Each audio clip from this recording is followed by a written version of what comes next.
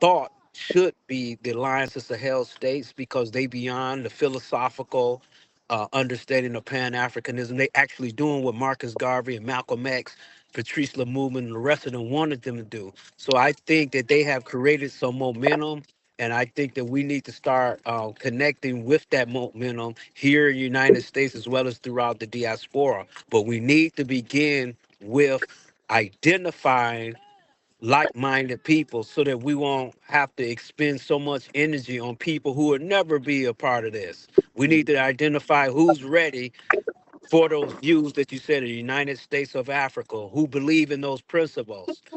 Let's identify them who are already there, and then we can, we can build upon and expand with other people. But first, we got to know who's already there and who's ready to participate in what we're trying to do.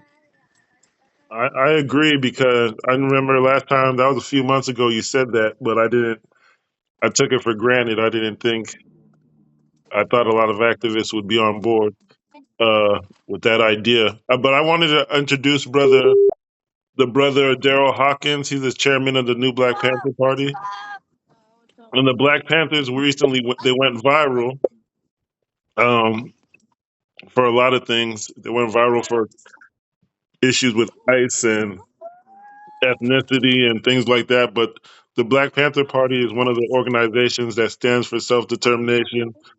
Uh, had connections to Tupac and Assata Shakur and the organizing the South. So the New Black Panther Party is a historical organization, and he's located strategically in St. Louis, near Springfield, the capital of Illinois. And from there, you could get to Chicago. You could get to Indianapolis. You could also get into Memphis, Mississippi, and New Orleans. And there's also a connection with the Uhuru movement, and that's why I'd like to introduce the sister Belinda Parker that I met through email with an elder from Mississippi in the New African movement. So I don't know if Sister Belinda, could you speak and introduce yourself?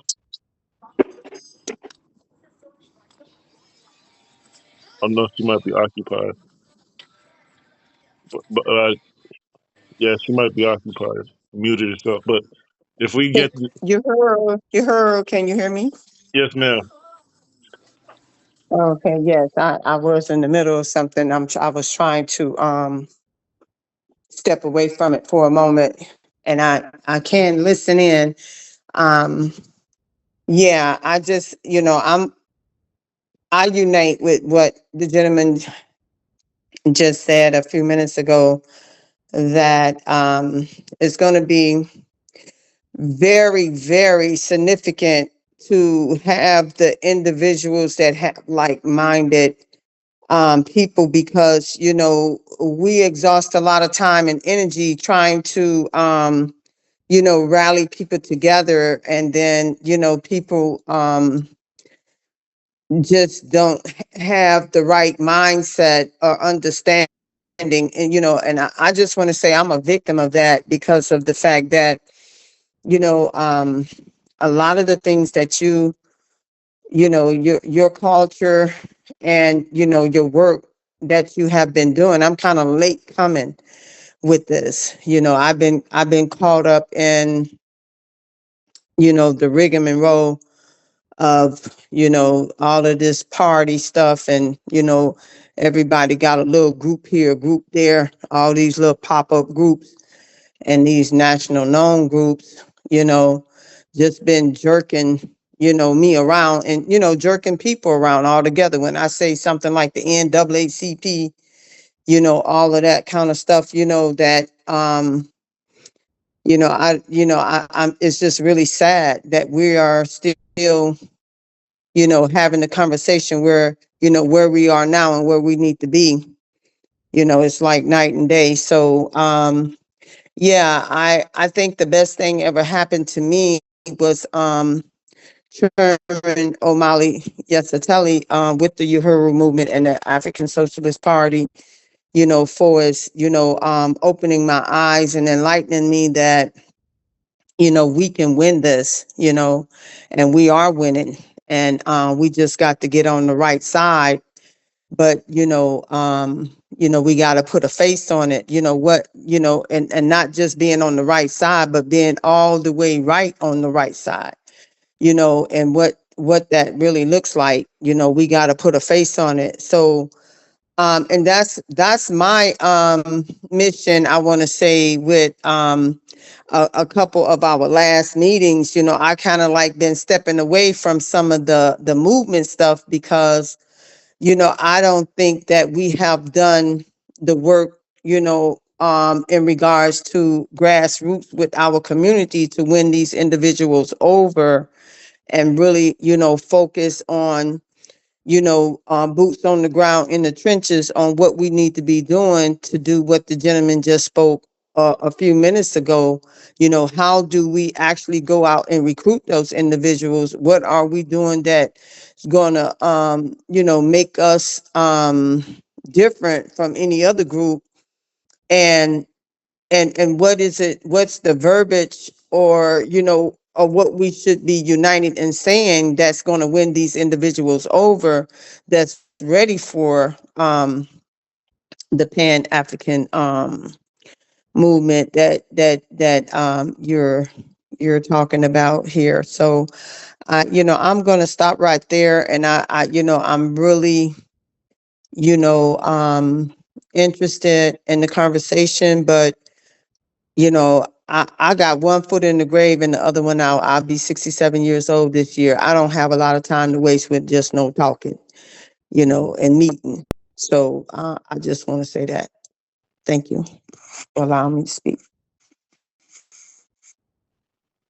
All right, thank you. Well said, sister. Well said. And you really, you're an asset to the community. But I'm gonna let the brother talk. Who initiated this WhatsApp. Um, okay, with well, I would like to. Well, I could. Well, I'd like to try to answer that, starting with the Sahel Alliance. Um, the strength of the Sahel Alliance. They don't have a political party. Um, they have the military and the people that trust them. They have the culture of the people that unites them and brings them into solidarity with each other. So it's cultural things, like marriage, education on their history, um, naming, even their security. Their security is based on ancestral principles. They call them the dozo, DOZO, sort of like dojo. So they train people. They do everything within their cultural context: marriage, naming, security, um, and then they have the means of production. They have they're taking over. Um, they're securing agriculture. They're securing machines to farm. So in the USA, you might not have land. I know there's farmers and things, but most people don't have land. But one of the things I've been preaching is, let's get our hands on some money, some stock market things. Um, that might be not be cultural, but their people need money. Um, they need money. In the USA, most people do have a connection to the Mississippi, Louisiana, area as far as migration and heritage. So, something like the Essence Festival was popular when it was controlled by Black Americans, or some people say New Africans. If we have a festival or cultural thing that brings people together, brings families together, a regional a regional system, just like they have the Sahel region, we could have a Mississippi or a Delta area family reunion or festival, and where we carry the principles, we bring out vendors. It's the same thing in Detroit. I know there's a food festival that goes around the country from Florida to Detroit and celebrates the history of Black people there. So the Hungry Black Man is a person from from Miami. He's traveled up to Toledo. I think he's moving to Detroit, but he organizes Black people. Um, Like New Orleans also has a connection to Haiti, um, so there's a potential to do something cultural there. They have a legal connection to Haiti, uh, and I know with my background, I could reach out to people from Nigeria to try to do things to mobilize people. But I know people need money. I know people need education. So those kind of things we could put together. But I think the reason I called it was because it's regional. Like we need people in the Detroit, Cleveland area. There's like 2 million black people in that area. Um, there's around 5 million people tied to Mississippi, Louisiana, Texas, and Florida. We have the same. We have about 2 million in this area, 3 hour radius. We have 4 million people in Columbia between Charlotte and Atlanta. So, and we have projects there as far as cultural. Juneteenth, we have an African Union with Black America and Ghana and Nigeria. We have an African Union in South Carolina. So we have like-minded people in certain spots around the country. But I know the Cleveland, Detroit area and the Mississippi Delta areas, kind of reasons are regions that we need to tap into. That's my perspective. But if there's specific activity that people want to suggest or we can explore and meet regularly on, Yes. yeah. Yes, if you don't mind, and I just want to take my hat off to you for never giving up. You've been doing this for quite some time. Many of us been coming and going, but I noticed that you still been standing there strong, and we want you to keep that going. And just to give, I just want to give the other people who is listening on this phone what we do here at the Center for Pan African Studies. We already have working diplomatic ties with African countries in person, not just the Alliance of Sahel states, but Botswana, Namibia, and Zambia. And what I mean by that is we have actually met with the foreign ministers and ambassadors in Washington, D.C., inside of their embassies. And in fact, the Center for Pan African Studies was asked privately to represent the Alliance of Sahel states at the General Assembly this year. I mean, last year in May. So we went up there and I gave a speech because Alliance of Sahel states, they was boycotting, they boycotted United Nations and the African Union. So I went up there and spoke on their behalf at the UN General Assembly with all the other heads of states, and as well as even in 20 what is it, August 24, I mean, August of 2024, we were down there with the Uhuru 3, with Omar Yeshateli down at the Uhuru house when he was going towards, he was getting ready to go for trial. So they asked me to come down there. But my point is not about what I'm doing, but what we have to do things strategically. We got brothers like yourself. Maybe you can lead this initiative. You have to identify leaders or of different organizations and movements. Find out who we are, and you got to get us together. And when you do that, we can help you get some of members of our respective groups.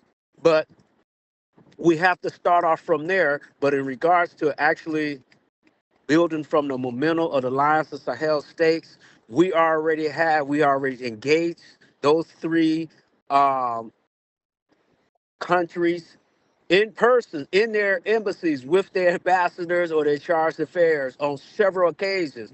And we are willing to plug other serious groups into this diplomatic plug that we have built through years of a rapport with these people, including Dr. Ericana Chiombo Ricard. We with them, ADDI.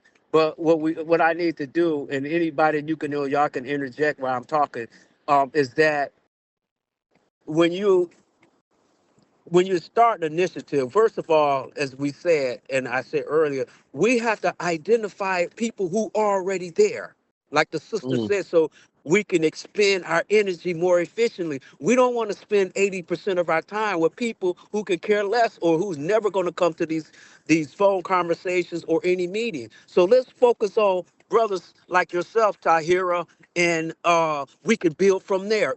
I was told this by A. Peter Bailey. This is one Malcolm X's last best friend that's alive. He's 88 years old. He's the person that Actually a scholar, taught at Howard University like 27 years. His name A. Peter Bailey. He's the one that gave Malcolm X mouth-to-mouth resuscitation when Malcolm X got shot in the chest. And I went to his house and he told me this. He said, "What Malcolm X, Dr. John Henry Clark, they were all in the room together when they was writing the OAAU uh, mission statement for Malcolm X." He told me this. He said there's one thing, and it was like I had been there like 7 o'clock in the afternoon. I didn't leave to his apartment at 3 o'clock in the morning because I was just enthralled by Malcolm X's best friend. He sounds just like Malcolm X and act like it, but nobody know who he is, and he's a renowned scholar. But my point is this: he told me this when we were leaving. He said, Dennis, he said, there's one thing that me and Malcolm X regretted. And he said they regretted that they spent their time on people who never was going to be a part of it. He said we try to convert everybody in the building. That's right. He said now what you try to do is get, if you just get one or two people, he said that's enough. And build with them. He said you keep the door open for other people to come. He said, but focus your energy on people who are already there. And he said you will be surprised what 3 or 4 people can accomplish.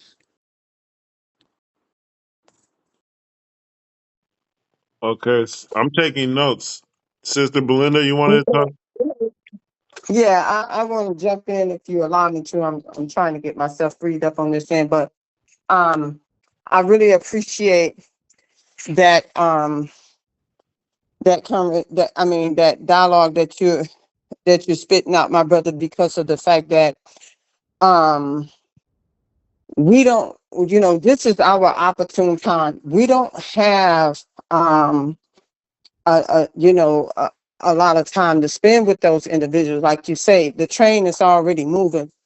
And so give me with what you just said, that this was something that Malcolm X and his best friend regretted. Give me a niche or something that we should be doing that we're not doing right now. You know what, sister? Before I answer that question, I'm gonna let other people intervene. I'm glad you brought it up. We are in what you call a geopolitical shift, an inflection point that only happens 80 to 100 years. And we got to take advantage of that. But there's no discourse, there's no dialogue. We're arguing about whether this group is the original Black Panther or they're inauthentic. We don't have any real major pieces on the chessboard like Russia, China, United States, India. So you're right. We have to have a sense of urgency because we may miss this train because it's not going to come for another 80, 100 years. And this is why Donald Trump, for example, is sporadic. He realized we in a geopolitical shift that's rare. But you got to act fast. But you have people that understand world affairs, who understand statescraft. And what's happening to the movement is we have a bunch of academics that are leading us that don't have understanding. They don't understand international relations. They don't understand geopolitics. They don't know understand diplomacy. So we in a new era where we need a new kind of thinkers, and we don't have them. They don't. The whole like the entire Kwanzaa should have been talking about at least what's going on in the Alliance of Sahel states. The entire Black History Month should incorporate some serious dialogue about what's going on in Burkina Faso, Mali, and Niger. But we're not talking about that. And like I say, sister, you said it so aptly. And I'm actually, guys, I'm at a funeral. My Mm, first cousin just died. She's young like myself, but I took the mm, car. I'm actually in a funeral procession at a mm. cemetery.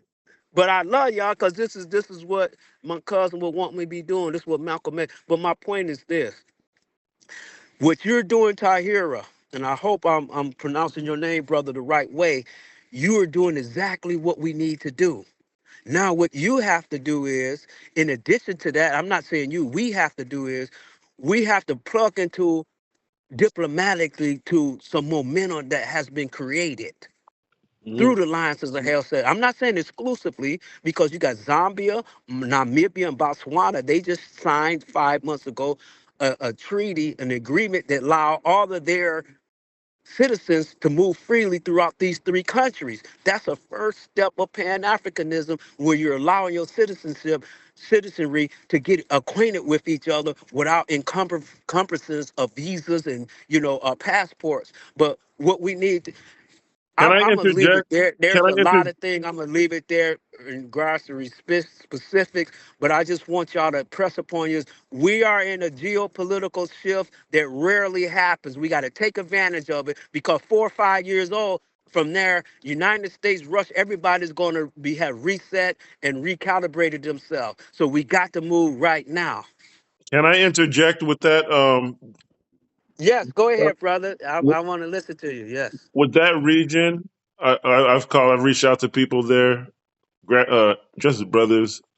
I called it the Kazangula district. It's where four countries intersect. But I've had the brother. I don't know if you know Dr. Barudi Katembo. He's a local.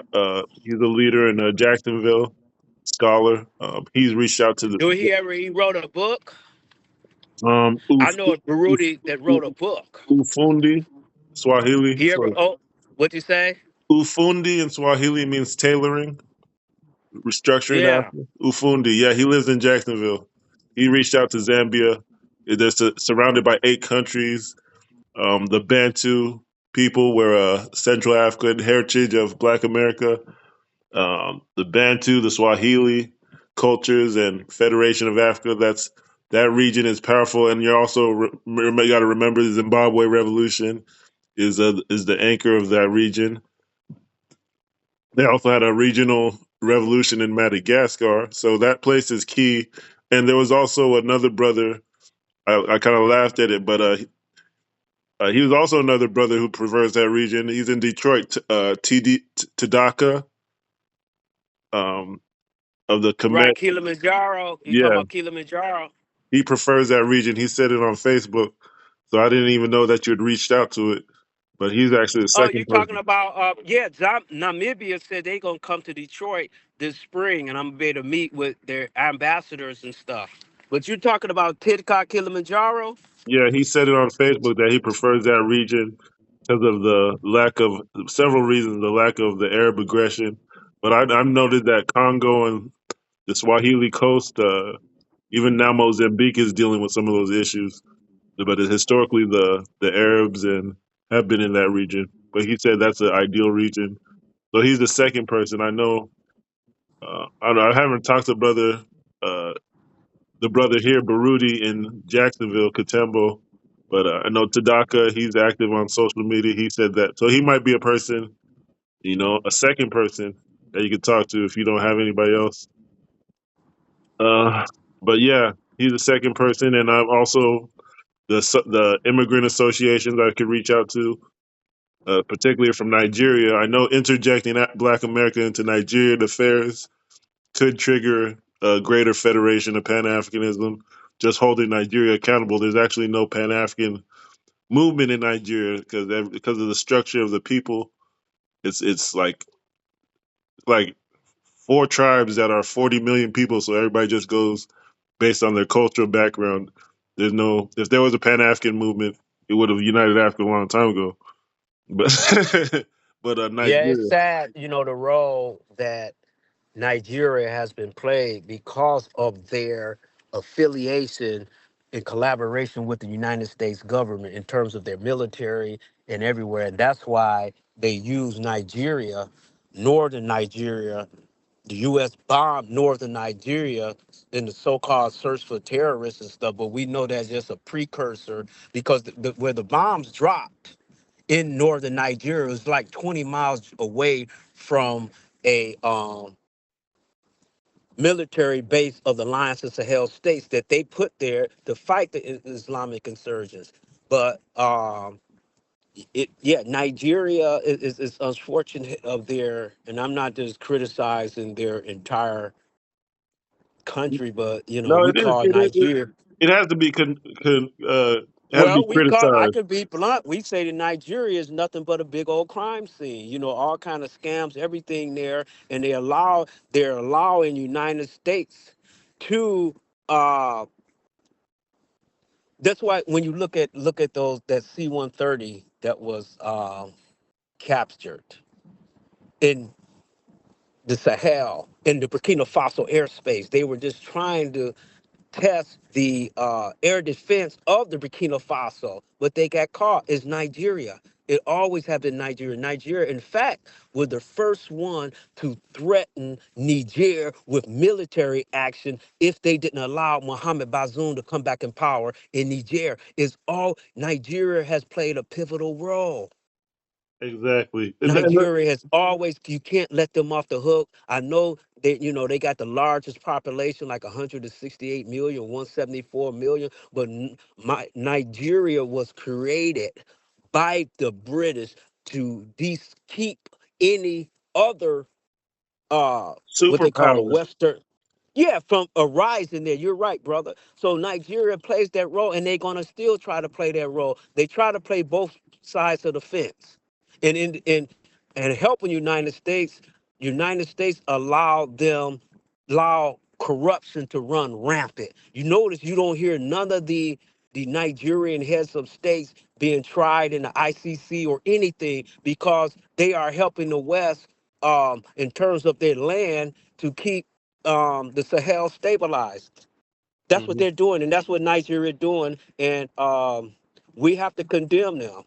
In the Yeah, strong, I have Nigerians as neighbors that live right next door to me, and they know my views on this. United, so you're right. They're not. Pan Africanism is not in Nigeria, although there's it, a good.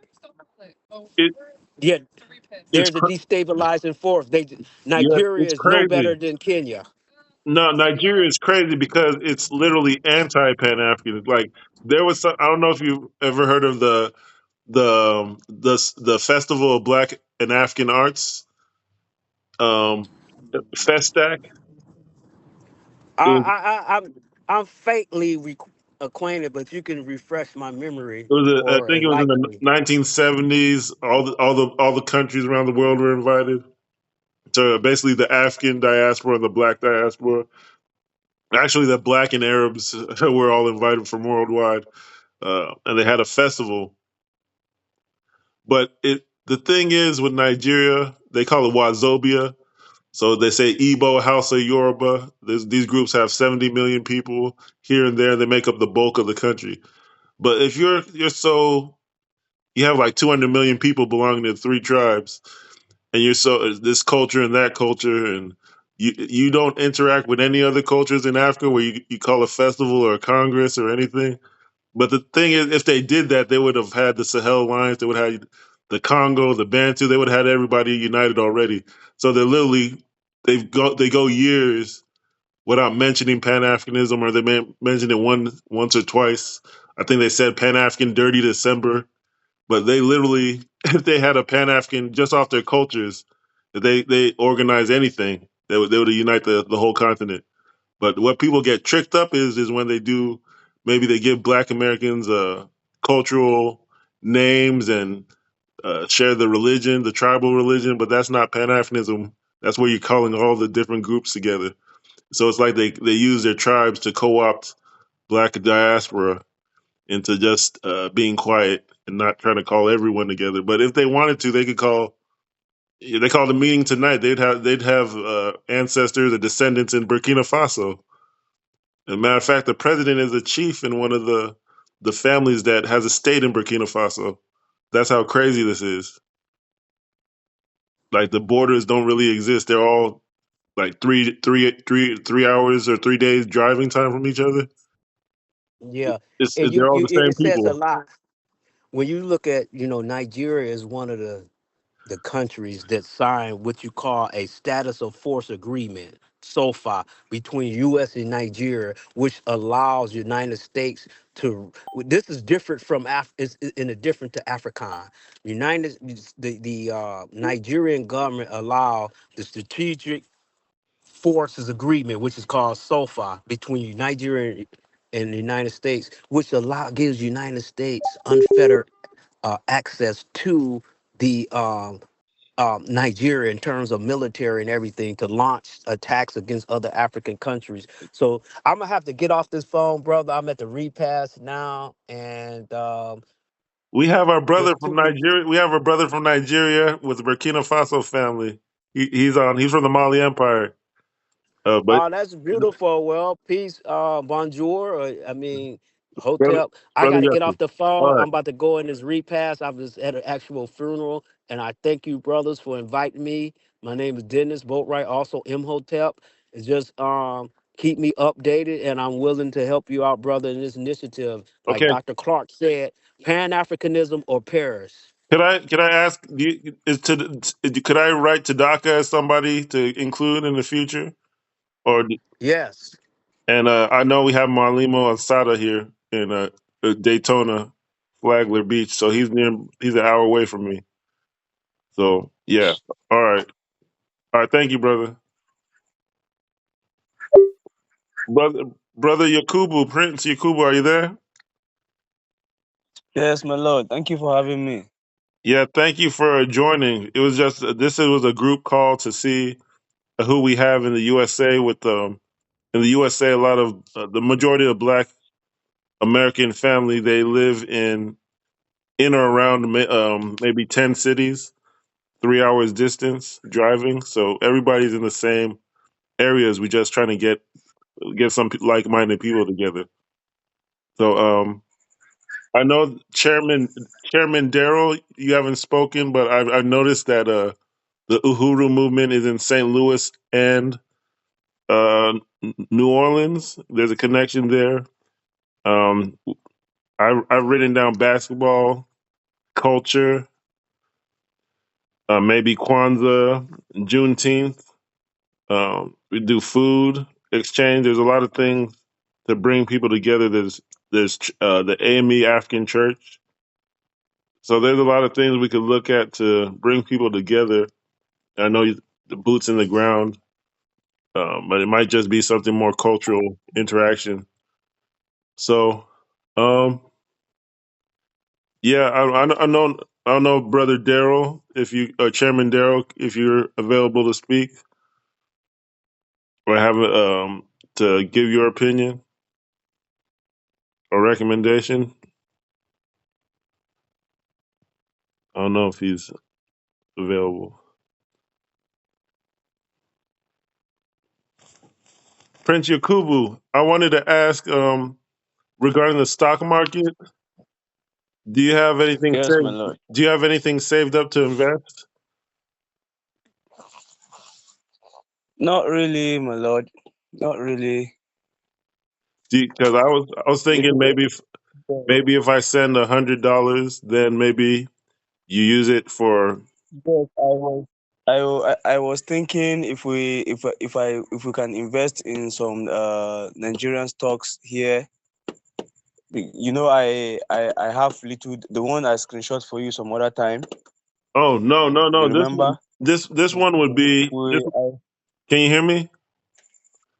yes, my lord. This one is U.S. stocks, but this is $10 a class. So Okay, okay. if I send 100, that's not a lot. Maybe you could do 5 classes and invest with $50, but it's not a lot.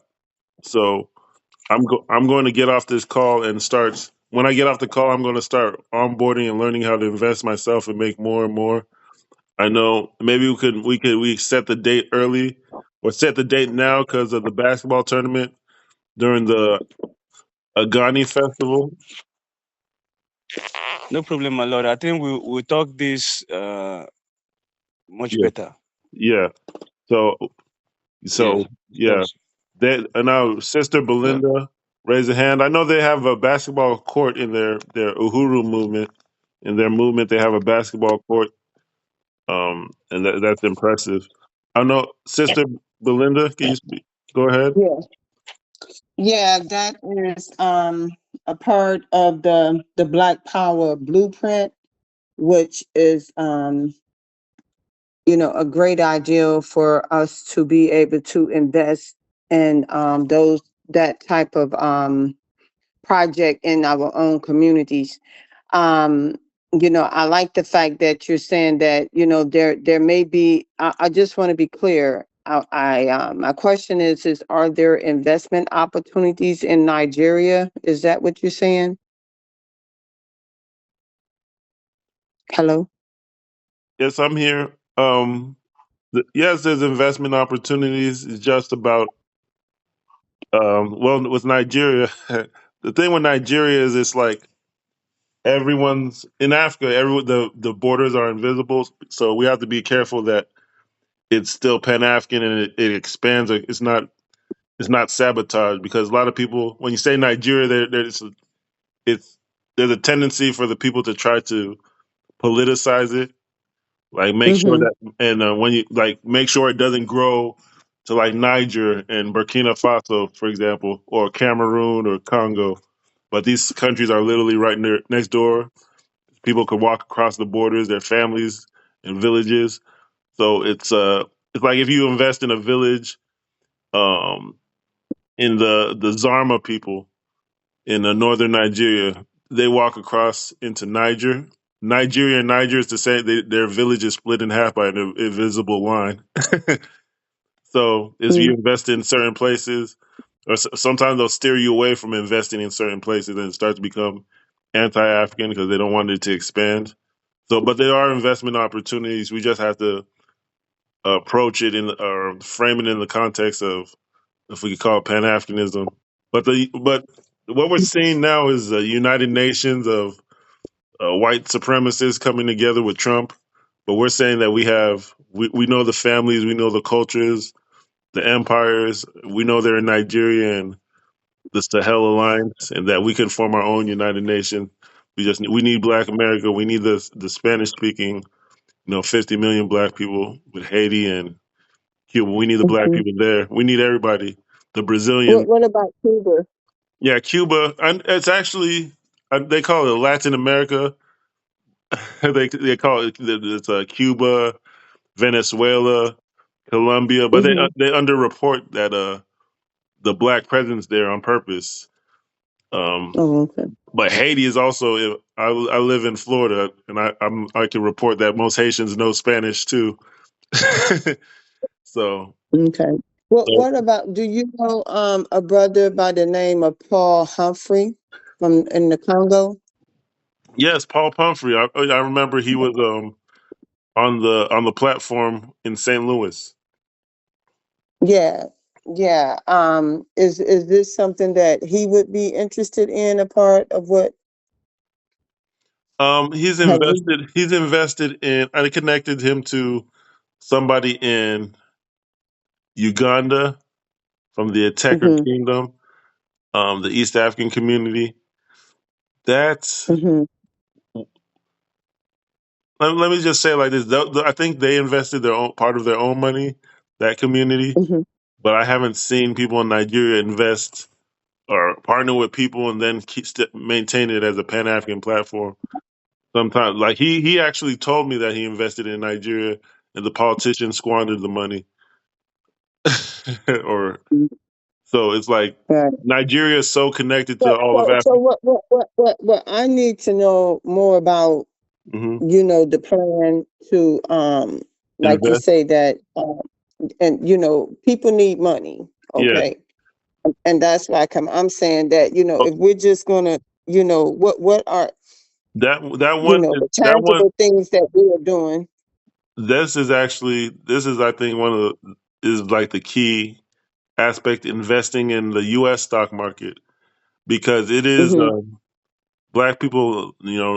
They're very good with math and numbers, whether it's the lottery that they invented or stock market or in Africa, Hmm. and we've always been good with numbers.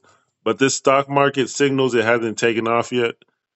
It Yeah, I have a yeah. young man that's really, really, really sharp on, he just got out of prison not too long ago, but he's Hmm. gifted with the numbers, and that was part of them going after him, was because, of the fact that he know how to manipulate the numbers, and he was really gifted at, being able to do that to create wealth. Hmm. So he's a young brother that I really would, if I would like for you to reach out to me personally, and then let's see, give me a little bit more Mhm. idea of who are, because I have been successful in rallying, I guess, uniting at least about 50 black businesses that is a Mm. part of my association. And we're in the process of you know having these conversations that you're talking about on the line of the susu. You know what that Mhm. is, Yes. the susu. So then that way we can do something as a collective that can kind of like speed up the process when it comes to you know trying to get real economics and money for what we're doing, instead of Mhm. just trying to do the peanuts. We know nobody, I don't go for the get rich quick schemes and all that kind of Mhm. stuff, but I do know that there's power in unity, and we can expedite the time or redeem the time, and get to where we need to be to do the things we are called to do. Okay. I would like to. I agree. And just just one quick sentence. I've researched that there's about 10 cities that have within their 3 hour driving radius, maybe have half of Black America. 25 million Black Americans live within a 3 hour radius of certain cities, like Hmm. Jackson, New Orleans, Montgomery, Mobile, Memphis, some of the biggest, blackest cities. Then, Georgia. yeah, Atlanta, Columbia, Charlotte, right next door. So it's these power centers that we have them on board where they can spread a business model real quick. But this brother, I don't Mhm. know. I would like to ask Prince Yakubu, are you there? I would like to ask, Yes, my lord. would you be able to ask the Emirate Council to draft up investment opportunities, um, where we could present them to Black people in America? Because their cities, it's not well known, but a lot of their cities have like massive populations where they're all in the same area, like DC or DMV, New York area, Philadelphia. A lot of these cities are 30 minutes, an hour away from each other, and they have massive populations. So it is a possibility that we can mobilize investment and have the Pan African discussion, the United States of Africa. We don't have to sit here and watch the president or promote white supremacy all the time. We could do something ourselves. So Right. would you be able to do that with the Emirate Council? Have a because this sister here, she says she has 50 businesses already organized, and they do rotating credit union. They rotate their money with each other. So is that possible that you could have a professional presentation from the king and the council? All right, no problem, my lord. I think by next week I will try and discuss with some of the Emirate councillors and see what we can come up with.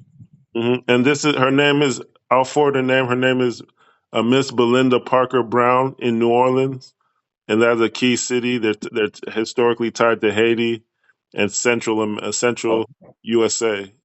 It's a central city. Okay. And Prince Yakubu, Yeah. he's in Nigeria, but his background is part Mali Empire. They have connections to the largest cultures in West Africa, so it's a it's pretty impressive. There are many countries: Ghana, Nigeria, Benin, Burkina Faso, Mali. They have a lot of connections. So that's a good connection, even if it's a small group. That could change the world right there. Just Black United Nations. I think the Native Americans did that 200 years ago. So it's not. I don't know. I don't know if Brother Daryl his phone is muted, but if he's in St. Louis, and I know Brother O'Malley has been connected to St. Louis. I know they have a credit union there, but uh, yeah. New Orleans, Hmm. Uhuru. Yeah. Are you guys familiar with the Dream Team in Atlanta? It's like about 25 black millionaires. No, I've never heard of that. Okay. Dream Team Atlanta. Okay, I'm writing it down. But I know Atlanta, of course, they call it the Black Mecca. Hmm. Well, and I also know that it's 3 hours from Columbia. I was just looking at it. 3 hours from Columbia, Hmm. 3 hours from Montgomery, uh, Macon, 4 and hours. It's Augusta. about 4 hours from Louisiana, about 4 or 5 hours. Hmm. Yeah, all It's the driving. yeah. Most of the capitals or major cities you would think of: Baton Rouge, New Orleans, Jackson, Mississippi, Mm-hmm.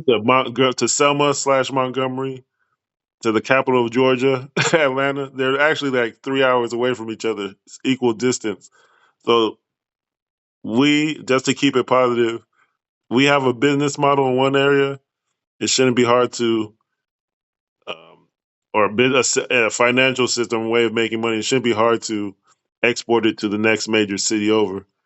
Even though we've heard of Black Wall Street being burned down and COINTELPRO and things, but just from a physical standpoint, if we have people making business and able to travel, it shouldn't be an issue. If we set it up in one city to spread it. As far as businessmen, I'm intelligent businessmen. Myself. I'm not in business and legal filings and all that. I don't have business set up, but just physically, everyone lives next door to each other. So there is, just to keep it positive. These cities can be connected. So the brother in Nigeria, he said that he's going to talk to the council, and that's a connection we made. New Orleans and basically, it's called BORGU Empire. They have a state in Burkina Faso. They have a base in Nigeria. So it's one of the it's the key. It's like the key area that we targeted for the United States of Africa. So to have New Orleans, one of the historical cultural centers of Black America, connected to that part of Africa, that's going to do a lot for Black people. And it's connected to Haiti in the Latin America, New Orleans. So that's going to do a lot. Well, I unite with that. And on that note, I think I gotta jump off the call. But you have my number. You can certainly reach out to me at any time. Let's try to connect. And I would love for you to be able to give me more insight on what you're doing and try to build a stronger connection and relationship with what you're doing so that I can introduce it to my group. Okay, I'm going to stay in contact with you, Miss Parker Brown. Yeah, I kind of don't have a choice. This is a great connection. Thank you. I think Thank you. yeah. And I'll talk to Brother Prince Yakubu. If you could get us like a written profile of businesses to invest in, Prince Yakubu, can you do that? Yeah, yeah, no problem, my lord. Okay.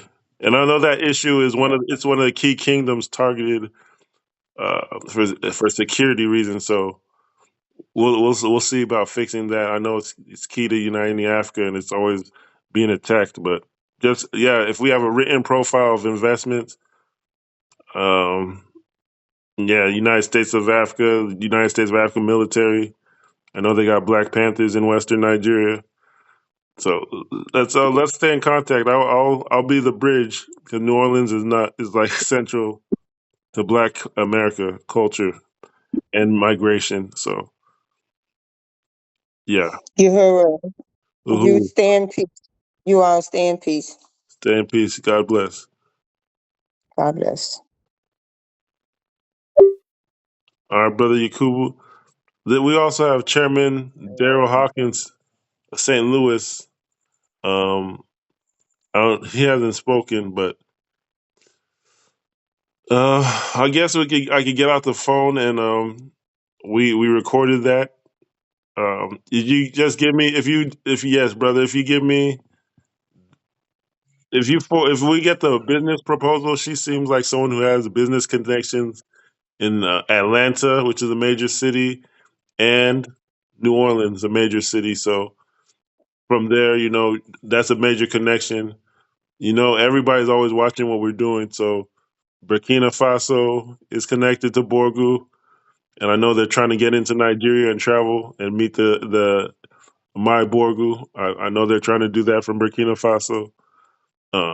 So I think this could help with the Black America being on board. They have American citizenship, so um, it helps. It helps as far as diplomacy if they could come and open the way to promote Borgu. So if we have like a PDF of investment opportunities, I don't know how easy it would be to put that together, but that would help. Cause, Yeah, my lord. I'll give it a try and see. yeah, because even we started this before the Sahel Alliance was created, but now that it's created, everyone's looking for a way to the next step or the next location or the next tool that we could use to advance African unity, and that would be investing in Borgu, having the festivals, the having symposiums explaining the benefits of uniting Africa, investment opportunities, travel, having passport. It's a lot, but the Borgu is an obvious center that connects everyone. So yeah, she seems like she's capable of making things happen. Yes, So my lord. We'll discuss about the stock market. I'm We'll going to discuss about that. the stock market. I promise. I've talked to the Florida based leader. She's in the same state as me, and I'm supposed to get off. And I've been supposed to get onboarding, get the education, just like college or any job. I'm supposed to fill out the forms and learn how to start doing the stock market trading in their system. So Yeah, I'm that would be good. That would I'll, be I'll be leading it as far as educating myself and then passing on the information. So I have to still learn it myself. But I've already started. I've invested $100 or so already to attend the classes. that's yeah. I've recorded some of the classes to watch for later. I can share that. Yeah, my lord, maybe you can share the recordings with me. Yeah, some of them are 2-3 hours, so maybe you'll get Wow. to. Yeah, so I can maybe you'll understand it more because your experience. But I'll share that Yeah. playlist and I'll share the Yeah. contact with you of the woman. Um, Okay. okay, I don't know. I would like to hear from Brother Daryl, but I don't know if he's muted. So, okay. All right, brother. All right. We can end the call. I think. All right, brother. All Peace, right. my Peace. lord. Thank you.